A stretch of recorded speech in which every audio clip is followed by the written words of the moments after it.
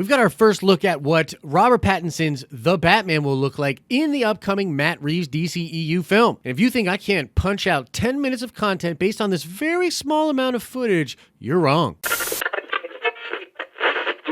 What's up, everybody? It's Josh. Welcome back to the channel. Do me a favor and smash that like button like the Dark Knight, and let's get right into this. You know, I want to admit first, before we break down any of the footage, how this whole thing just caught me last night. You know, I've been sort of skeptical. I've been critical of what Warner Brothers is doing, and I've even sort of been talking a little bit about how the Batman itself is concerning me. I'm sort of weirded out by what is going on with that movie. How will it hit with audiences? What does it mean for the DCEU? Is it connected? Is it not connected? And yet, when I heard about this footage and I sat down and watched this footage, I got giddy like a child. I don't know, man. It's Batman. For me, I'm always going to be excited about a new Batman movie, about what a new Batman is going to look like. I'm just always going to be excited about it. So despite sort of my skepticism and maybe even cynicism towards DC and what they're doing, when I heard about this and when I watched this footage, I got really excited. I'm curious if something similar happened to you. Now, we're going to look at this footage a couple of different ways. I'm going to show you the original footage and then a new version of the footage that's brightened up and in black and white. By the way, really weird choice with that red tint. I don't know if they were purposely trying to bring in the Daredevil comparisons, but the memes were great. Okay, so this here is the original red tinted footage, and the thing that you're not going to hear in this video, because Warner Brothers is ruthless with their copyright striking, is the amazing Michael Giacchino score. Whatever this music is that he made for this test footage, which I assume will be in the movie, it is really awesome. I like it quite a bit. Michael Giacchino is a great talent, and I'm sure the score for this film is going to be terrific. This is our first little tease of that as well, and not enough people are talking about that. Now, we pull into the chest armor here, and it looks to be inspired from the Arkham games. I mean, it's definitely more of an armor type set than like a traditional Batman suit or like a fabric suit. It's very mechanical, and I love the intricacies of it, like the little details in the armor pieces. I'm really into it. And I want to stop here because what's interesting about this bat symbol itself, I think it has utility.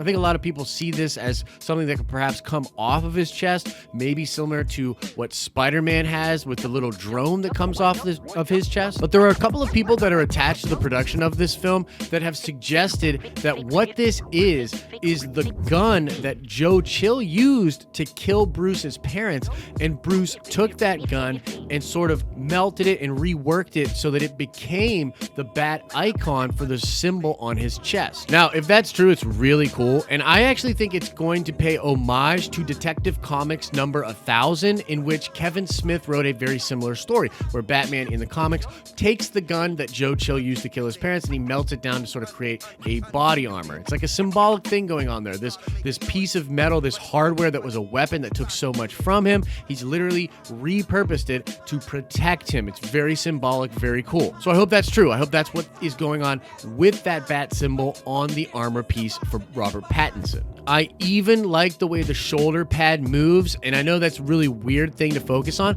but it looks like the suit is actually really flexible. Despite being a suit of armor, his just small shoulder shrug makes that much movement on it, and I'm really down. I can't wait to see this thing in action. Now, the next part of the footage here focuses on the neck and, of course, the cowl. Now, this cowl looks to be inspired by the Adam West Batman. It is much flatter than we've been used to in a lot of the designs of recent Batman. It also has open nostrils. It really looks to be just a cloth mask or some kind of fabric-like material that just goes over top of the nose and doesn't cover underneath the nose. And there's also no attachment to the jawline, unlike in the Arkham games where there's parts of the mask that look to be more armor-inspired that come out on the actual bottom of the jaw. It's also worth noting that the cape has this sort of collar thing that is attached, and to me, it just looks a little weird. Now I'm going to put up the same footage in the black and white version. You can get a little bit more of a look at the details, but I have to be completely honest with you guys.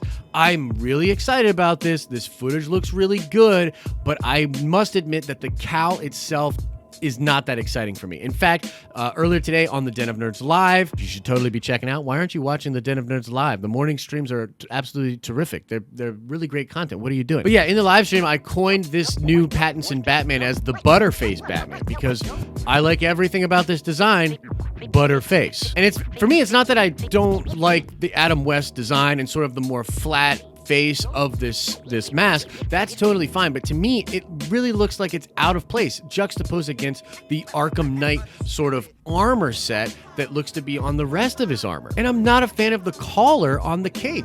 To me, that just looks really weird. It looks like a bad Halloween costume at the top. So I've sort of coined this phrase that this is the Butterface Batman, and I think we need to find a nice way to let Matt Reeves know this online. If you agree that the mask is sort of whack and out of place for the rest of the costume, let's let Matt Reeves know in the nicest way possible that he has created the Butterface Batman. Now, I will say before we get off the topic of the cowl and the Butterface Batman, if you look at this image here by Boss Logic, I really like this interpretation of what we've already seen. And the thing is, we don't really see how the horns on the cowl are actually going to look. That's one of the things we don't see in this shot. And if they do go a bit higher than the Adam West Batman and they tilt forward, I think it really pulls the design together very nicely. But if they go for that really small Adam West type horns on top of the cowl, I think it's further going to drive me away. I think I'll like more... I really won't like that. I'll really feel like that is out of place. So I guess we're just gonna have to wait and see what the final mask will look like. Also, according to The Wrap, this story in Matt Reeves' The Batman is actually going to take place after he has been Batman for about 2 years. So he's very new at being Batman. And the cowl itself does also remind me a lot of Jeff Johns' Earth 1 Batman story, which was really great, and also kind of talks about what Batman was doing when he was first getting started. Like, it literally starts with him trying to jump across some buildings and he falls, and it's kind of awesome that we get to see him trying to become Batman, not being perfect at it. And in that sense, maybe even this costume and this cowl will be upgraded throughout the film. So there's always the possibility that that's going to be a thing in the film as well. Now, that's not actually all of the footage that's coming out for the Batman. I'm going to put up a few screenshots here. These appear to be set photographs of a scene they are shooting in London. And this appears to be a scene where members of a gang that we think will belong to the Penguin's gang actually gang up on Robert Pattinson and literally mug him. The scene was shot with a stunt double for Robert Pattinson, but it does appear to actually be from the film, and as described from people that have these photographs, it looks to be a scene in which members of a gang from the Penguin are beating up on Bruce Wayne. They find him and they mug him. I also think it's kind of cool to mention that Jeffrey Wright, who's of course playing Commissioner Gordon in Matt Reeves' The Batman, posted not only a link to Matt Reeves' footage for the Batman, but also had a black and white image of what appears to be the bat symbol from the movie. Basically, there's just a lot of the Batman goodness going on right now. I thought it was really cool for them to drop this bat footage. Again, it did get me really hyped. I can't deny that I feel weird about the cowl. Maybe it'll look better in action. We'll have to see it in the film. But honestly, I'm just referring to it as Butterface Batman for now. That's just my opinion. I'd love to know what you guys thought about this. And what do you think about the footage of the Penguin's gang as well? I think we're going to be getting a lot of stuff with regards to the Batman kind of coming out over the next couple of months. I'm more than willing to talk about it here on the channel if you guys are into that stuff as well. So let me know, DC fans.